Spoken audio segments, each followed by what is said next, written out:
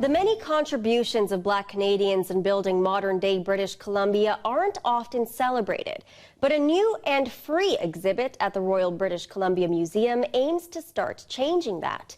It runs until March 1st, and the Black creators behind the gallery hope to reclaim a whitewashed history while providing a space for alienated British Columbians to connect to their country.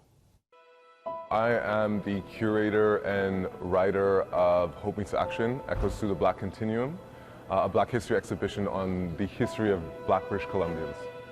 When you really look at the actual history, you cannot tell the story of Victoria, at least colonially, without talking about Black history. The founding of this city is disproportionately because of Black labor and because of Black citizenship. You know, growing up, I didn't learn about Black history. I wrote a paper for my 10th grade social studies class about Black immigration that was deemed to be not about Canadian history. To grow up in a society where you're not reflected in the history, when we create the concept of what is a Canadian and cultural identity, and when we're not represented in those areas, we feel alienated.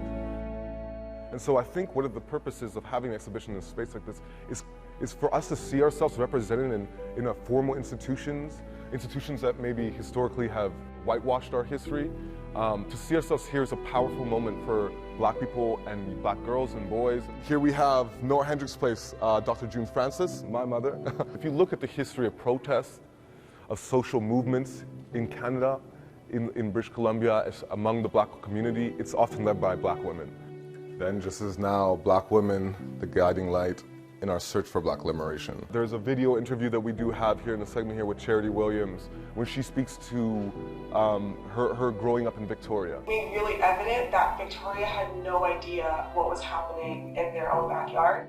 Someone that represented Hope Meets Action and the echoes intergenerationally has been Nora Hendricks, the grandmother of Jimi Hendrix, and a prominent member of Vancouver's Hogan's Alley community. Her work in the community at the AME Church, and really a foundational pillar of the community that was able to act as a hub. Here we have a piece by Sade Alexis of Miss Rosemary Brown. Rosemary Brown was a prominent MLA. You know, growing up, I wish I had a space like this. Feeling belonging, feeling a connection to this place. For a young person to come to this space and to hear the voices of their ancestors in one way or another, speaking confidently, to see their face and people looking like them reflected in the space, and seeing the richness of their contributions, seeing the strength of our community, I think can empower and hopefully can give confidence to a new generation. This Week in History, brought to you by the Royal BC Museum, bringing British Columbia's stories together.